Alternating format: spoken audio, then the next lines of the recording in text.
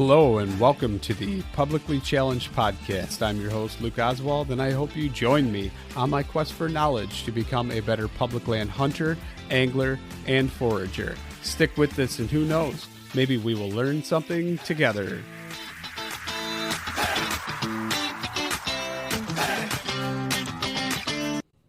All right, so I am sitting here and I am talking to AJ Hunter. AJ, would you like to go ahead and introduce yourself? Yeah, sure. I'm AJ Hunter. I am the owner of Huntlyte LLC. It's a startup saddle company. We've been in business now technically this is our second year, but first year of retail. Last year was all prototype and R&D. I'm also a mountain guide and Iraq war vet. Say that last part again. Rack what? Iraq war vet. Iraq war vet. Okay. I thought you said Iraq. I didn't know what you said, but thank you for your service. So let's kind of talk about a little bit your journey into hunting. You and I talked a little bit beforehand, and kind of find it interesting. Adult onset type hunters. You said you had a few experiences, but never really. In fact, you even told me that you were the guy that messed up other people's hunts. Not necessarily, but that's how I always picture it in my head because, you got guys out there waiting and then some guy comes walking past at like 4 o'clock when it's still light out and right past your stand. So let's kind of get into it a little bit and break it down. Yeah, so my first venture in hunting was probably like 2011 or so. I was still in college and a buddy lent me his tree stand and was like, yeah, just go and set up. And, you want to be out there at about 2 o'clock and you want to wait until after dark and they'll come in right around the evening. So I got out there at about 1 and about 4 o'clock, I got too bored and came down and I didn't know anything about sign or location or anything like that. So he just kind of gave me a general area and I'm like, oh, okay, cool. Yeah, let's just go and pick a tree and set. I didn't know. I thought they just walked around in the woods. I did end up buying a tree stand and I had some private land that I could access and I set up in some beech groves, but didn't see anything. So I probably hunted that year, maybe 4 or 5 times max. And then it wasn't until 2020 and the pandemic that I really kind of got into it. I had foraged for mushrooms before and spent some time understanding and learning the woods a little bit. So come 2020, I spent more time out in the woods and realized that there was a whole network of trails and, like a highway system that the animals would cruise on. And then realizing that the size of the trail also was an indicator of which animal it was, whether it be, a deer, a bear, or a moose. And I got my license again and I just kind of jumped heads into it. I like the idea.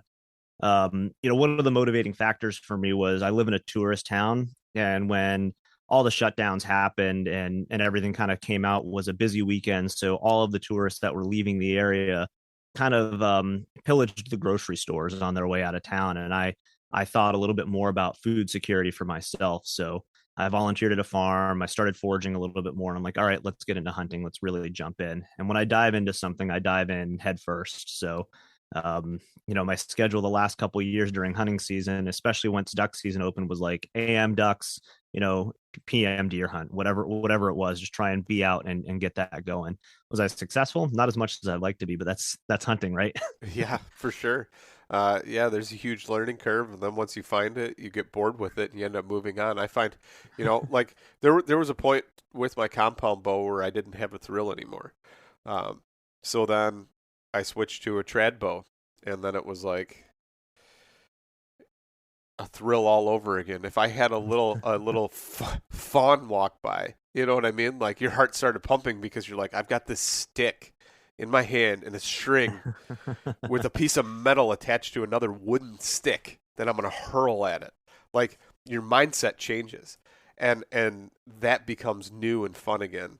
And then I had a couple bad experiences with the longbow and just didn't feel like I gave it enough justice to keep pursuing game with it and switch back to the compound bow.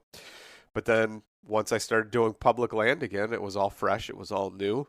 And that whole experience came back full circle again. And now you have a Yeah, fawn, you have that first fawn walking right underneath you, and you're like, whew, mama comes by later, or, grandma comes by, I'm whacking her. And that whole thing just goes full circle all over again, and you get that excitement new. And it's the same thing with foraging. And speaking of, your foraging experience, you kind of did that start pretty much during the pandemic too? I mean, gosh, we're 3 years or whatever into this crap now. Like, but I mean, did that start then, or was it kind of before then, or how did that go? so the foraging started before then. The foraging started in college. I went to a small college, Keene State College in southwestern New Hampshire, and there was a mushroom grower and forager that would go to the farmers market all the time. So I started exploring a little bit more, and then just the thought of mushrooms and the fungus in general, just their nature, it's a little bit, it seemed a little scary, right? And I don't know, I'm an adventure thrill seeker, so I'm like, ooh, like this could hurt me, and they're only here like certain times of the year. It's elusive. I got to try this. So I bought the Audubon Society mushroom book from him, the Mushroom ID book from him, and I just started going, and you know started then, kind of waxed and waned with my adventures. Once I really got into the mountain climbing thing, the foraging, and that kind of homesteady, self-sustainable aspect of things kind of waxed a little bit for a few years, but it always kind of comes around full circle. So while I was in college, I was foraging a little bit more, and then I really got heavily into climbing and kind of stopped. And then the pandemic was really the thing that kind of prompted it again. I had foraged a little bit, but it wasn't foraging enough to put away for later use. It was more just like, oh, look, there's some chanterelles here. I'm gonna have these for dinner tonight. Yeah, for sure. So, do you forage for like plants and other things now too, or where are you at with that journey?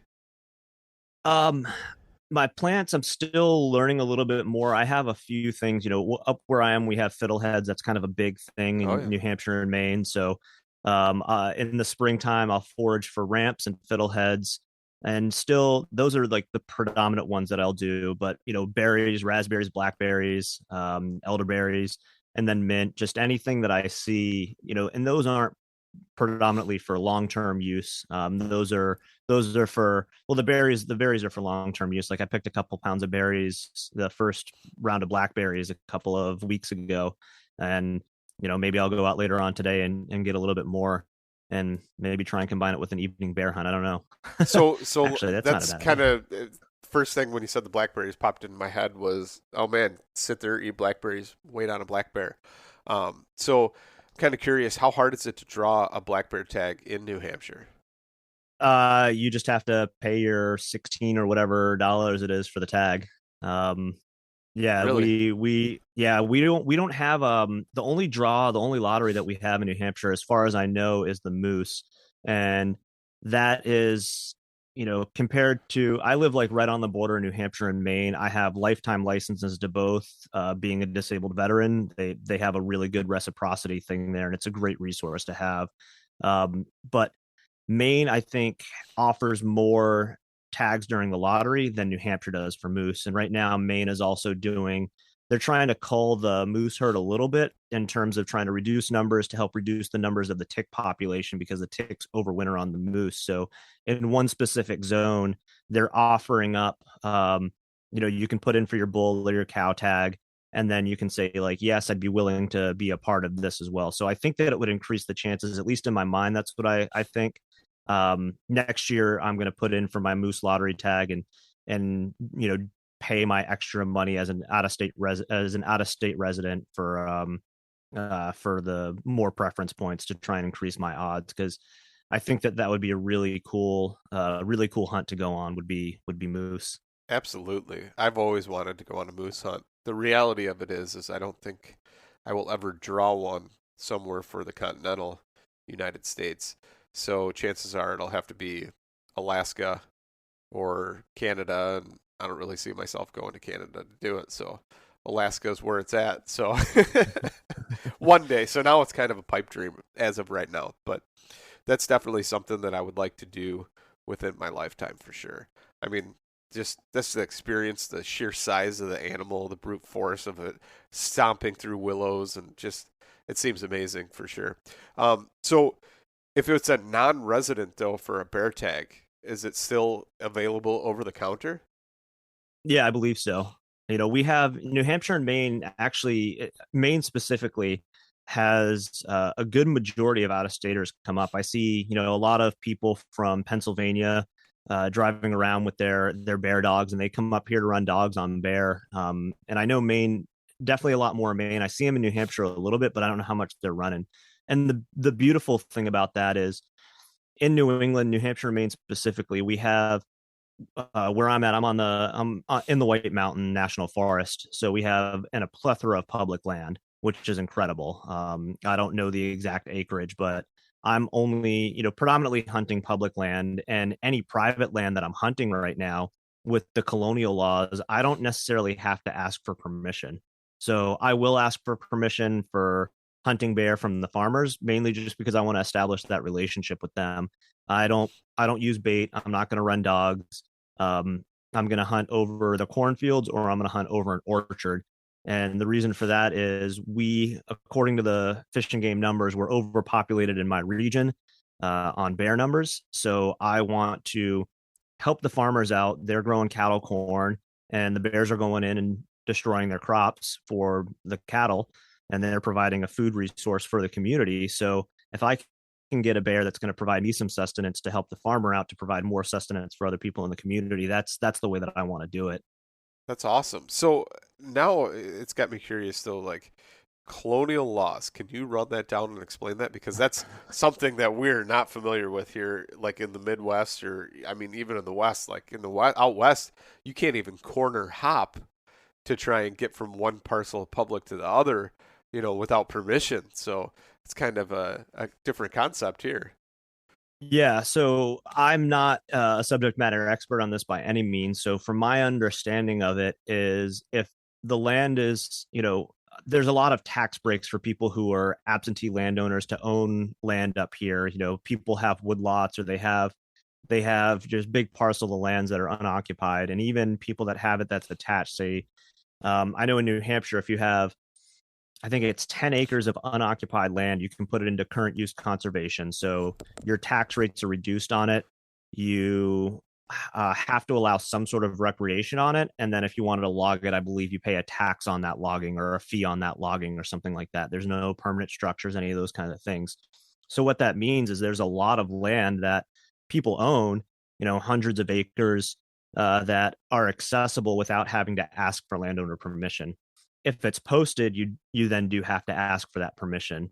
In New Hampshire, it's not stated in the regulations that it's a good thing to ask for landowner permission, especially if they are somebody that lives in that area.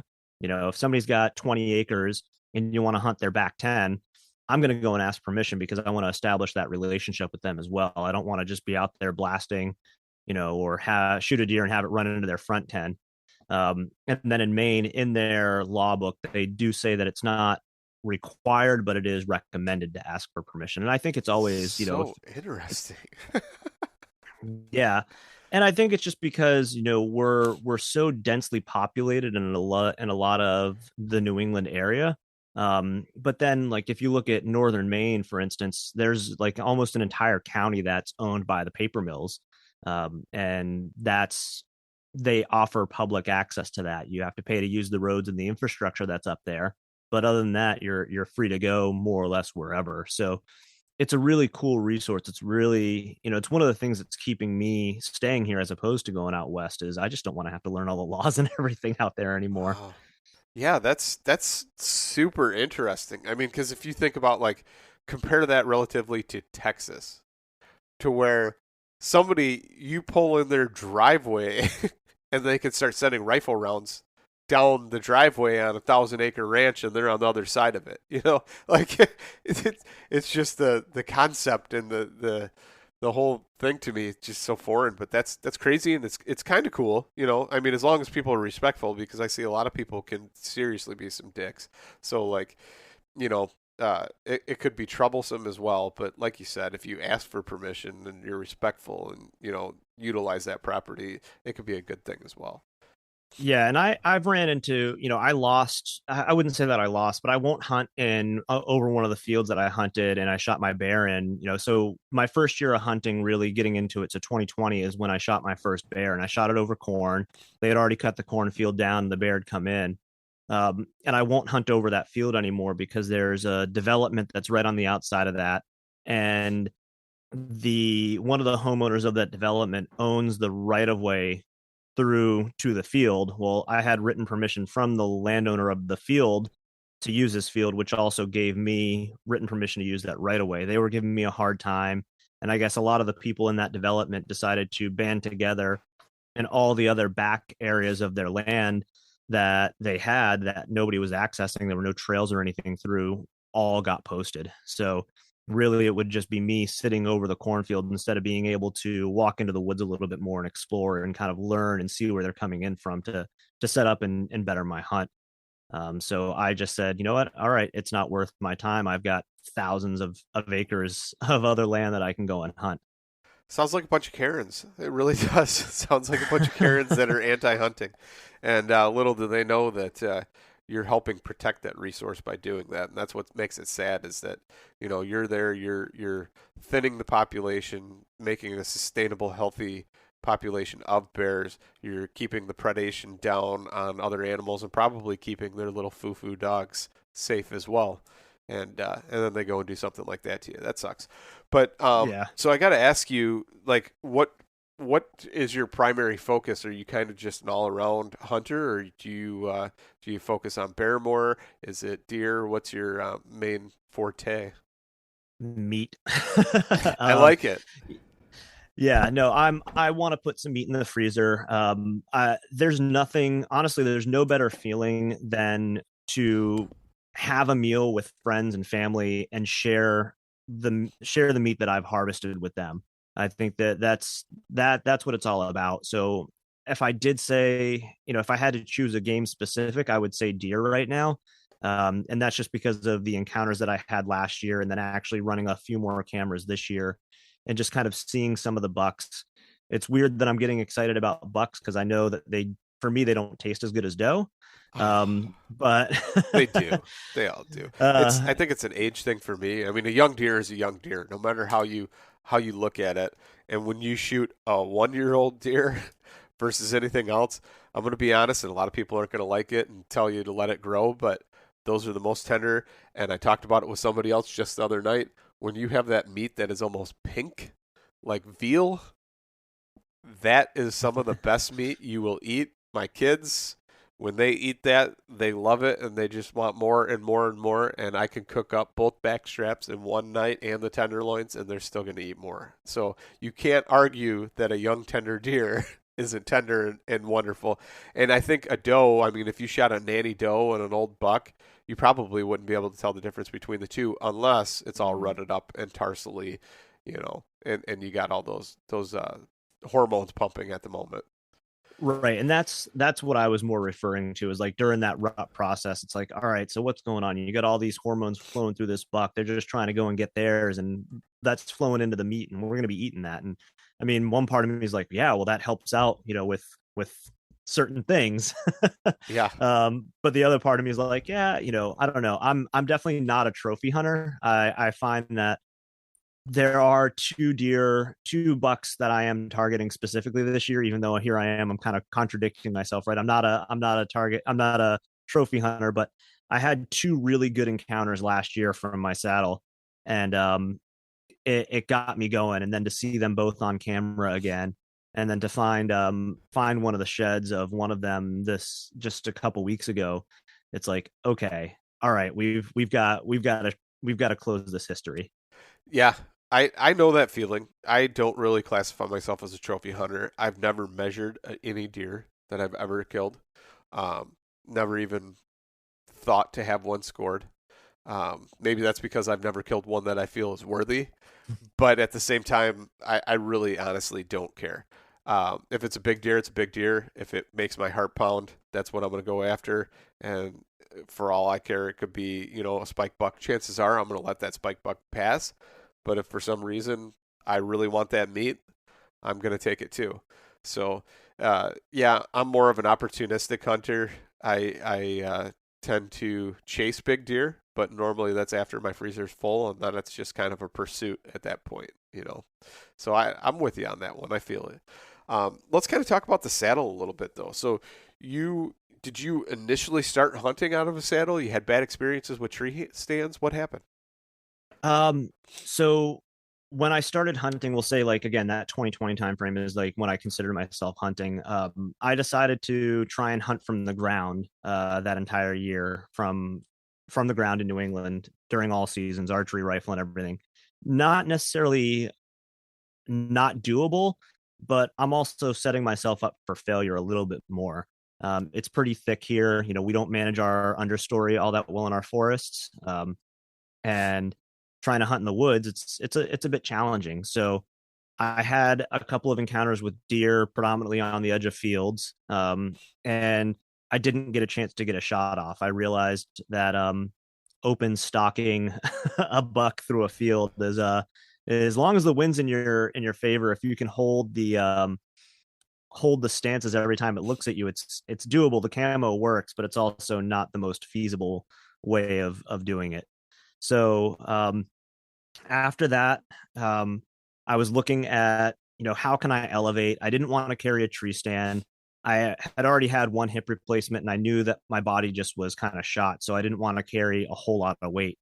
And then it wasn't until the climbing shop that I used to work at that I got out of, somebody was in there asking about ropes for saddle hunting, and they had known that I'd been looking into this method because it seemed like a good transition from rock climbing and ice climbing into hunting and kind of being able to use both skills. So I contacted him, you know, gave him some advice. He let me try out a couple of different saddles, and he's like, "Hey, you know, with your knowledge, like you could probably do something in this space."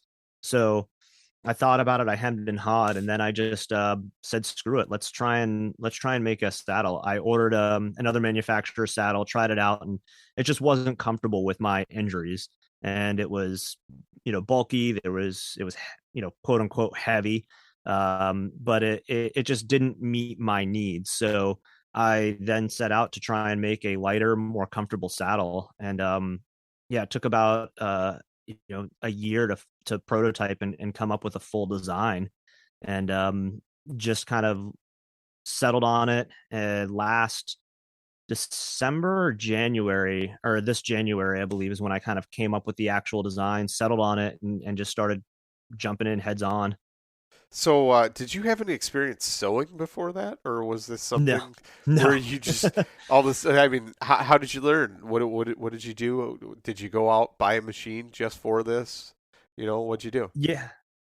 So during the whole like prototyping process, there's a local guy here, the gear doc, and the owner of Savage Mountain Gear, Rich, who has been sewing for 20 plus years, making outdoor equipment, you know, backpacks, alpine climbing packs. So he was instrumental in terms of helping me work through the prototyping phase of things. I would bring the idea to him, he would sew it up, bring it back.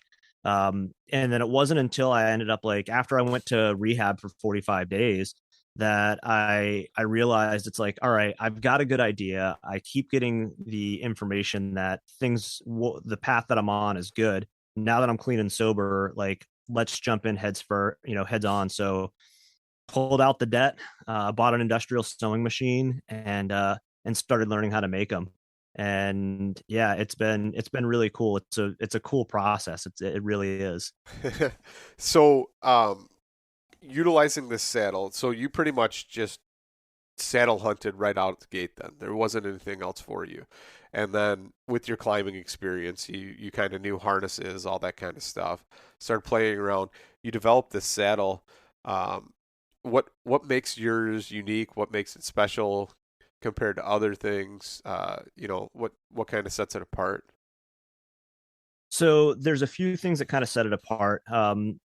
I look at it as not like coming from an alpine climbing background, which, you know, alpine climbing, for those of you who are not climbers at all, is like it's fast and light. It's trying to pare down the amount of equipment that you need to bring out with you in order to complete an objective as safely and as quickly as possible.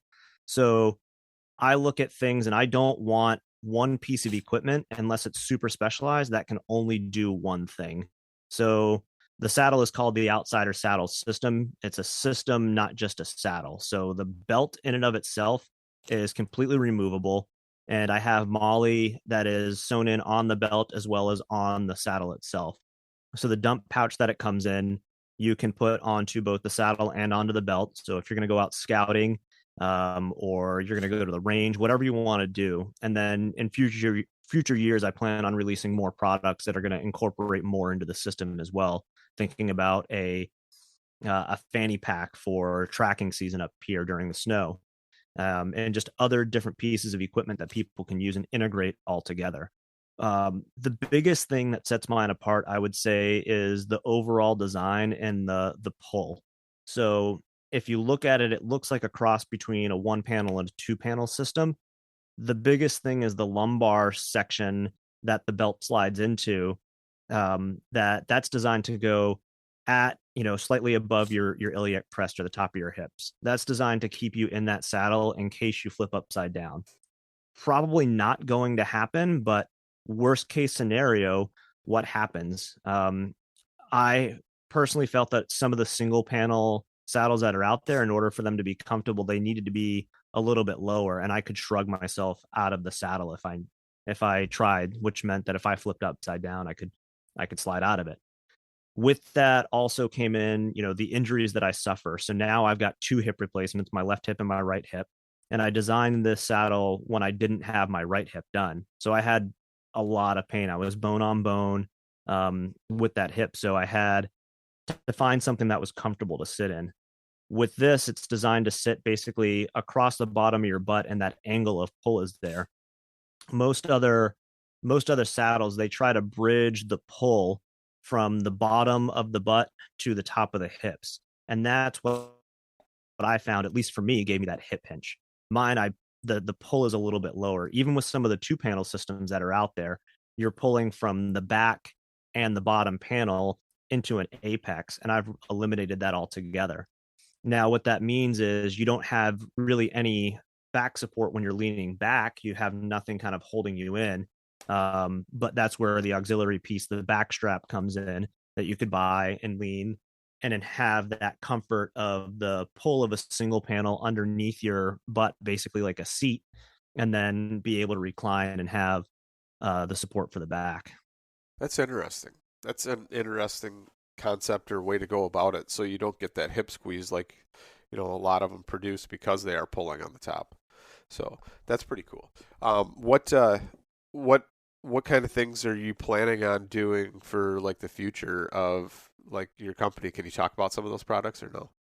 After years of fine print contracts and getting ripped off by overpriced wireless providers, if we've learned anything, it's that there's always a catch. So when I heard that for a limited time, all Mint Mobile wireless plans are $15 a month when you purchase a 3-month plan, I thought, what's the catch? But after talking to them, it all made sense. There isn't one. Mint Mobile's secret sauce is that they sell wireless service online. They cut out the cost of retail stores and pass those sweet savings directly to you. All plans come with high-speed data and unlimited talk and text delivered on the nation's largest 5G network. To get this new customer offer, go to mintmobile.com/waypoint. $45 upfront payment required, equivalent to $15 a month. New customers on first 3-month plan only. Speed slower above 40 gigabytes on unlimited plan. Additional taxes, fees, and restrictions apply. See Mint Mobile for details. I'm still in that process of, this is year 1 of production for me. So it's right now kind of getting my feet ahead of me. I really want to perfect the design the best that I can, whether that's small adjustments in terms of giving people the ability to adjust the pitch on the saddle itself. So I've changed that up. Instead of having a single prusik on one side, I have 2 prusiks on both sides now, and you can adjust the pitch of whether it's going to pull from the bottom of the panel or the top of the panel. That's my big thing, is I want to take user feedback and really get this design dialed in. Next year, I do plan on releasing a a fanny pack that can integrate directly into the belt, as well as act as a standalone fanny pack if people don't want to slide it into the belt. So That's I'm sorry, I didn't mean to cut you off there, but it just popped into my head right away. So would the fanny pack actually be able to be utilized while you were wearing the saddle as well? Yep, you could put it onto the saddle as well. That's kind of a cool feature. You're always looking for better ways to store gear and stow things. So, it's funny because my wife and I had that conversation that, fanny packs are actually making a resurgence. And I was talking about how much I used to love my Bugle Boy fanny pack back in the day. Yeah, and the hard thing for me that I have to recognize is I'm not the end user, and my design process comes from my use case. So, even the fanny pack idea of having it go onto the belt, my thought process is you have your belt onto your hunting pants, and then you have the molly on the back. You would then slot the fanny pack onto that, and with that, though, you have the belt loop, so you can't adjust it around to see. Well, me, again, designing for my use case, I know exactly where I put everything every time. I put them in the exact same space because I don't want to have to think about it. And that comes from probably a bit of like, the ADD, OCD kind of things and the military, standardizing stuff, as well as just in the climbing world. If I am in a tough spot where I'm mentally stressed, and I need something, I need to know exactly where it is without having to think. So my gloves are always going to go in the same spot. My sandwich is always going to go in the same spot. So I don't need to flip the fanny pack around and look. But again, that creates that constraint for me where the other end users aren't necessarily going to work in that same fashion. Absolutely. And what's funny is I am probably one of the most unorganized people in the world. Like, no BS, ADD takes over. My life is a mess. It's scattered, it's a mess, it's not organized. But when it comes to hunting, I want to perform, and I know that I have to be dialed in, or even like my daily carry stuff. That is squared away. It's the same, it's standardized. It's always going to be there in the same spot. You don't want to have to fiddle with it. And when it comes to hunting, it's absolutely the same. When I'm going up that tree, I have a process, I have a method. Everything is exactly the same. And if I try and change that up, it's going to screw up everything. My whole day will be off in the woods. And I want to make sure that I can perform in the dark, in the rain, snow, ice. It's all the same. I totally get that. And it makes sense. That's something that I think a lot of people don't have that process. And it messes them up, or they're constantly tweaking and changing gear. I will tweak and change gear all preseason, but when it comes to season, I'm not switching my bow. I'm not doing, I can't even switch a sight on my bow because then it changes my process of, hey, do I need to adjust my pin? Do I need to do this? It's not happening for me. I want everything to be standardized, streamlined, smooth, just like you said. That's something that it has to be. Well, it's kind of funny because, you mentioned in your normal everyday life, you're disorganized. I'm the exact same way. Everything is disheveled, but it's those things, coming from the outdoors and the mountain climbing thing, my pack is packed exactly the same way every time. And I think it's a matter of just having less stuff makes it easier to organize. My life is just filled with stuff that I don't even necessarily need. That's true. Mass consumption is a major problem for American culture, especially right now. That and the other one is instant gratification, which actually goes completely against the norms of hunting. Because everybody wants something, they want it now. Amazon Prime has totally made it worse for people, and you can't even standardized shipping. What's that? You mean it's going to take me 6 to 7 days to get my product? I can't wait that long. And then it's like everything is just so fast paced. And then you go out in the woods and everything still runs on its normal clock. Nothing goes with the norms of society anymore. It's those animals are on their own feeding pattern. They go, by their stomach and by the wind and everything that you don't consider in normal everyday life. And it's so fast paced, every day is so fast, and you go out in those woods and it really makes you have to slow down and think and puts you in another headspace. It's pretty cool. And I know you need that and like that as well too. We kind of talked about that a little bit. Yeah, there's something about it that's it's primal. It kind of brings a connection back to what our ancestors had to do. I I look at things in a lot of ways of like, people were killing animals with spears and loincloths. We have all this technology. There's no way in heck that I can't like do the same thing. Um, you know, I I'm a big fan of wanting to get in close and wanting to learn and understand and test the limits of this gear, specifically the camouflage and everything, and then my knowledge of am I playing the wind correctly. So with that, I've had a couple of different encounters. 2 years ago, I was out on the other by that cornfield. There's another little island that I went to, and I saw a bear out there. I'm like, oh, okay, I'm gonna go out there and see what I see.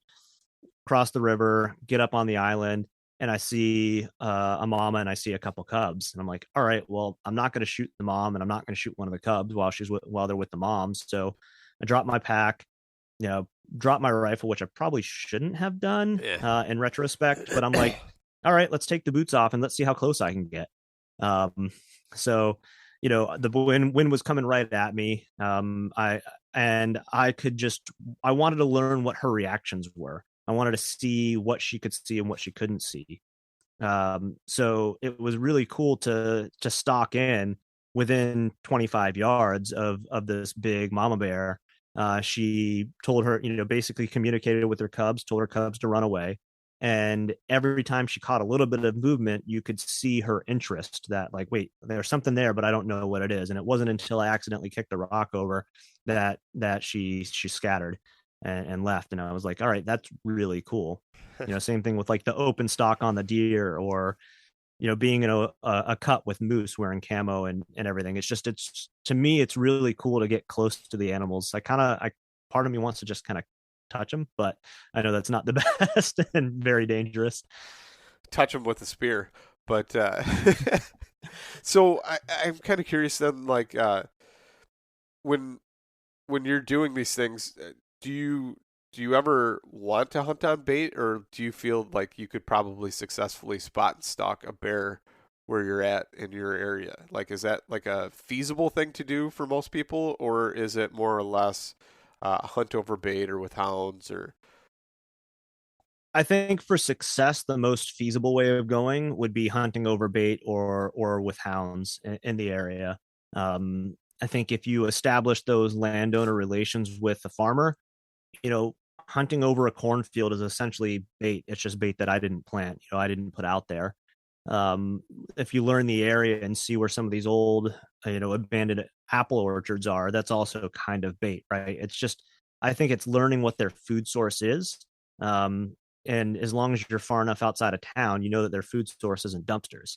So, finding what their predominant food source is, and they're foraging their entire way through. They're eating like the beech nuts, they're flipping over stumps and they're looking for stuff. But being able to recognize their scat, and this is what, not just with bear, but with any creature, right? Like being able to recognize their scat, then being able to, put the fact that this is their scat, this is their trail together, and that will kind of lead you more towards their food source. Ideally, I would love to shoot a big bear in the woods, and just kind of doing the tracking spot and stock combination kind of thing. But it's very, very unfeasible to do. I think that's a very challenging thing, which is why I'm drawn towards that. It's the challenge, it's the pursuit that draws me as much as the success does as well. absolutely, just not a good way to fill the freezer. Yeah, exactly. So these apple orchards, you mentioned that, and it kind of just popped in my head. I think about it, and all these abandoned apple orchards. Do you tend to go there and pick apples and find some feral apples and different stuff like that? Because I'm always so curious about like feral apples, and I have yet to find like a big orchard of apple trees that have just grown over the past 50 years, and everyone tastes different. And it's so cool to see that kind of stuff. Yeah, I mean that's actually part of my plan this evening is to go out to an old orchard This is going to be over in Maine, because Maine, they don't have Sunday hunting right now, and New Hampshire does. So I'm like, all right, well, I can hunt Maine this evening and then come back over here and hunt New Hampshire tomorrow.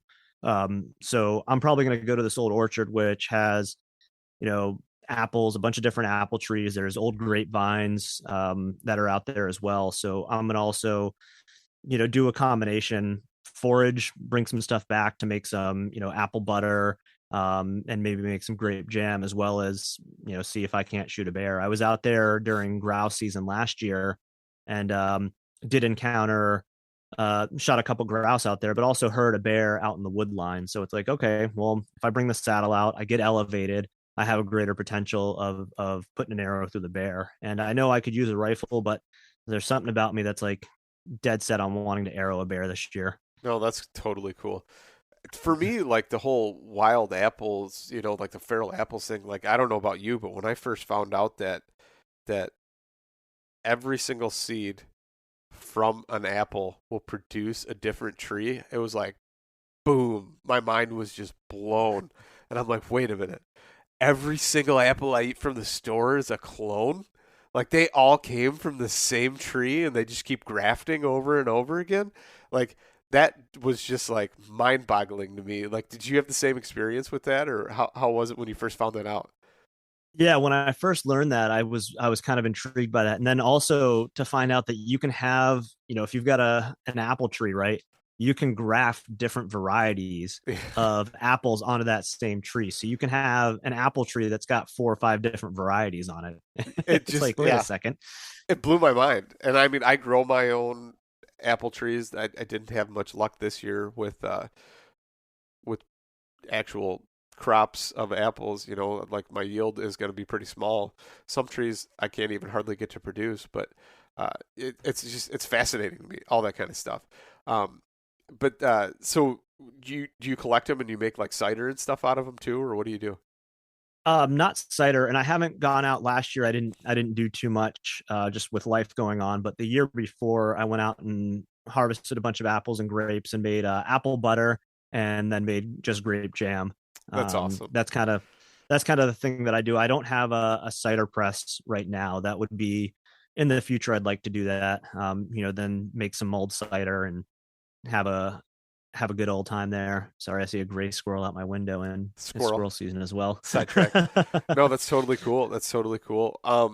So bear hunting, you're not hunting over bait, but you're using natural bait to kind of use it. I mean, have you ever put out bait piles or anything like that then? I have not. No. I think the only thing that I'd get a permit for a bait pile would be to be able to hunt over the carcasses for coyotes. That would probably be the only thing that I would do. Okay, so you have to get a permit for a bait pile then. Yeah, for all of them, for coyotes and everything. So how does that work? Like you just pay the money and it's just another way to collect a fee, or what's the deal? I don't know, to be honest, because I haven't done it. I just when I disposed of my deer last year and the roadkill deer that I picked up, I just bring it out into the woods and let it do its thing. I haven't put forth a whole lot of effort to just actually go out and hunt coyotes. I did have a coyote come in last year when I was in the saddle. That was a screwed up day. It was the day after I took a shot at a nice 6-point buck who had run down the mountain. I was hooked into my rope. I had my rifle slung over my back, and I was about to start climbing. So he stopped 20 yards, just broadside, turned his head and looked at me, and just continued to trot down onto his rub line. And I took a shot that I shouldn't have taken because it was too thick, but I'm like, I've got 45-70. This is going to punch through anything. Didn't hit a single thing. I think I hit a sapling and it sent it off. So the following day I was back out. I was up in the saddle, and I had that same 6-point buck come in, but I hesitated. I had a perfect shot on him too, but I hesitated. I'm like, I don't want to screw this up. I screwed it up yesterday. I don't want to take another shot.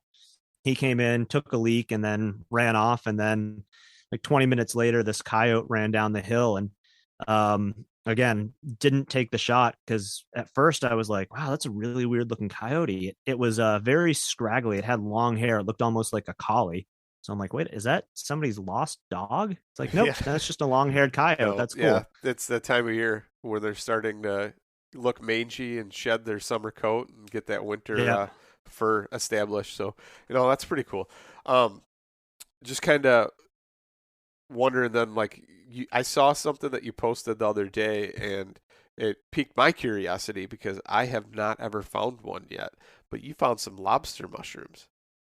Oh yeah. So, Those are kind of tell me awesome. about that, like the whole experience. How, did you were you specifically looking for them? What kind of terrain were you in? What was the process there? So I wasn't specifically looking for him. I was actually out with a buddy, and he wanted to learn a little bit more about deer hunting, and just kind of sign and stuff. And first I want to say I find it very odd that like in the group of people that I know, I've become the subject matter expert on on hunting, because I've only been doing it for a couple of years, and I still feel like an imposter and that I don't know what I'm doing because I.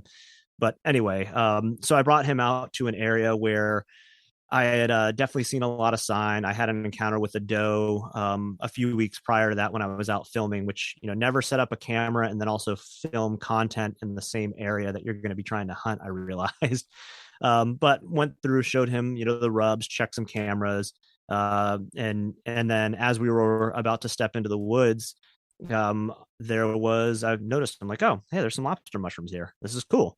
We'll loop back and I'll grab them on the way out. So the lobster mushroom is a fungus that attacks another fungus. So it typically is on the Russula mushroom. So the Russula mushroom is the base fungi that grows, and then the mushroom goes, or the lobster fungi, like, I guess, attacks that. The lobster mold attacks that and turns it into a lobster, which is fantastic.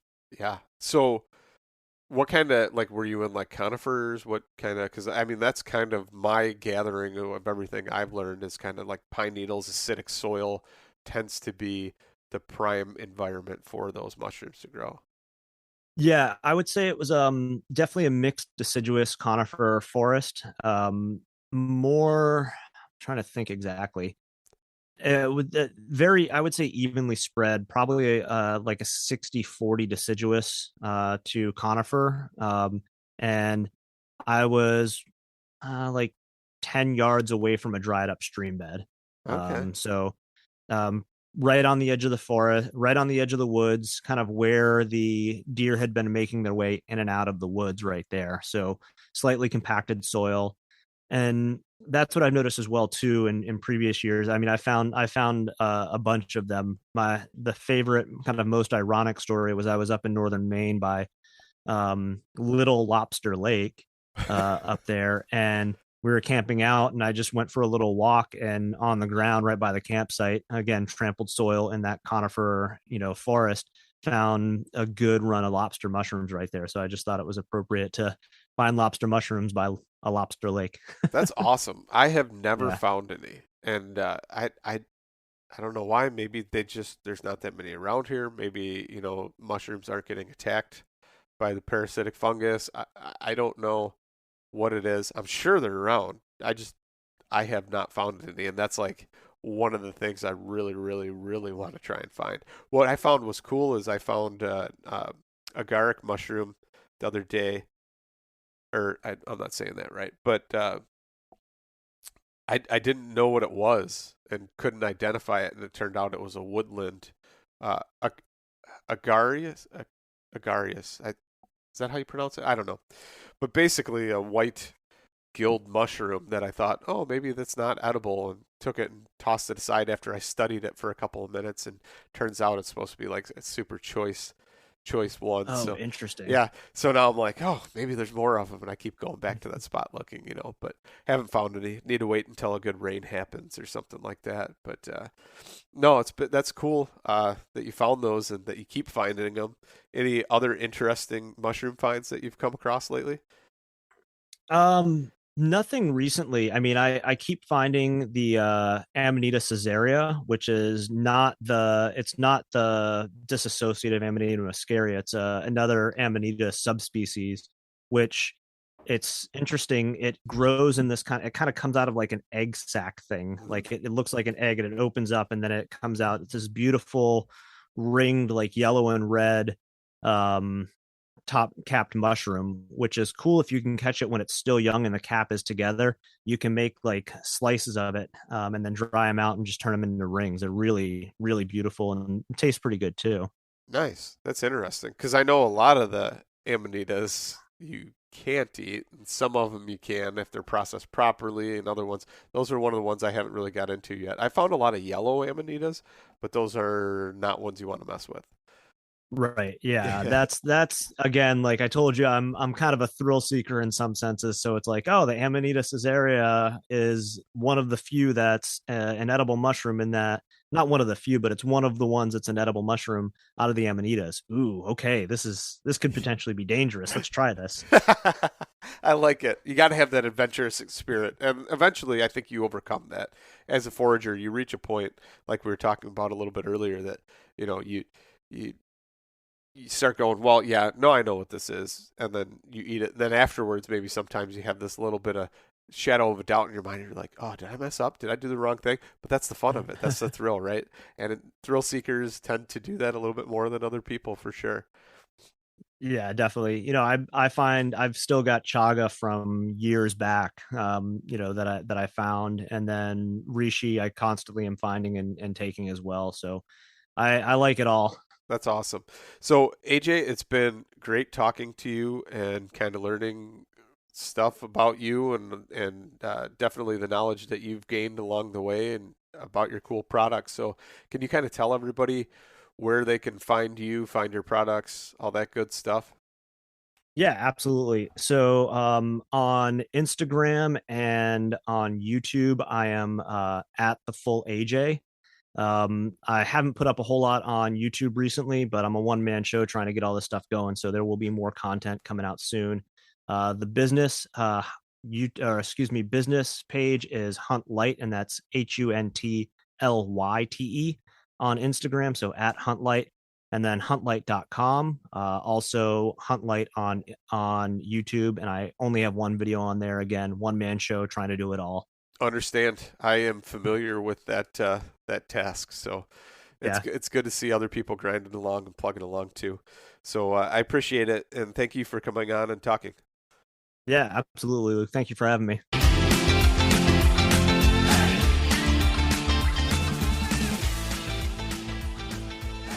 And once again, thank you so much for listening to the Publicly Challenged podcast. I hope you enjoyed the show, and if you did, please subscribe on whatever platform it is you're listening to. Also, if you could leave a review, that would help us out. And you can check us out on Instagram or at publiclychallenged.com. And once again, thank you so much for listening to the show.